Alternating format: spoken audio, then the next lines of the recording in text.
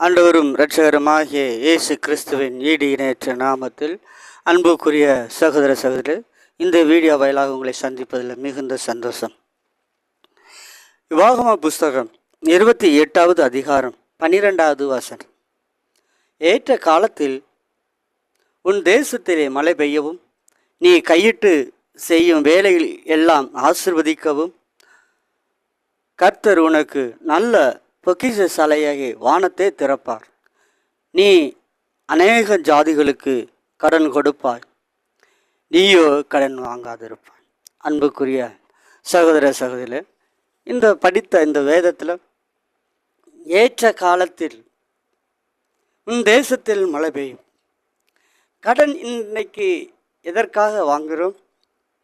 நம்முடைய தேவைகளுக்கு, வருமானத்துக்கு அதிகமான செலவுகள் இருப்பதினால் நாம் கடன் வாங்குகிறோம். ஆனால் போதுமான அளவு வருமானங்கள் இருக்குமானால் நாம் கடன் வாங்குவதில்லை. அன்புக்குரிய சகோதர சகோதரிகளே, இந்த நாளிலும் ஆண்டவராய் இயேசு சொல்கிறார், நீ கடன் வாங்காது இருக்க வேண்டுமானால் உன்னுடைய நாட்களிலே ஏற்ற வருமானங்கள் வர வேண்டும். நீ கையிட்டு செய்யும் வேலைகளில் கர்த்தர் உன்னை ஆசீர்வதிக்க வேண்டும். வானத்தை அவர் திறக்க வேண்டும். அவர் வானத்தை திறக்கும் பொழுது நீ உனக்கு போதுமானது இருக்கும், மீதம் எடுப்பாய். மீதம் எடுத்து மற்றவர்களுக்கு நீ கடன் கொடுப்பாய். அன்புக்குரிய சகோதரன் சகோதரி, அதற்கு மூலப்பொருள் 1வது அதிகாரத்திலே 28வது உபாகம புஸ்தகம் 28லேயே ஆண்டவர் 1வது வசனத்திலே சொல்லிவிட்டார். நீ உன் கர்த்தருடைய கட்டளைக்கு நீ கீழ்ப்படியும் பொழுது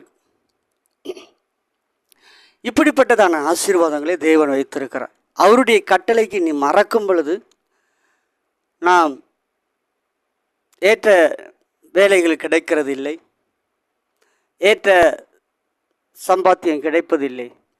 அன்புக்குரிய சகோதர சகோதரிகளே, நாம் சரியாக இருக்கும் பொழுது தேவன் நம்மை சரியாக ஆசீர்வதிக்கிறவர். அவர் சொல்றார், உன்னுடைய ஏற்ற காலத்தில். இப்பொழுது பார்த்தீங்கன்னா நெல் அறுக்கக்கூடிய காலத்தில் மழை பெஞ்சி அந்த நெல்மணியில் எடுக்க முடியாமல், லாபம் எடுக்க முடியாமல் போய்விடும். ஆனால் நெல்கள் போட்ட அன்னைக்கு வெயில் அடிக்கும், மழை இருக்காது.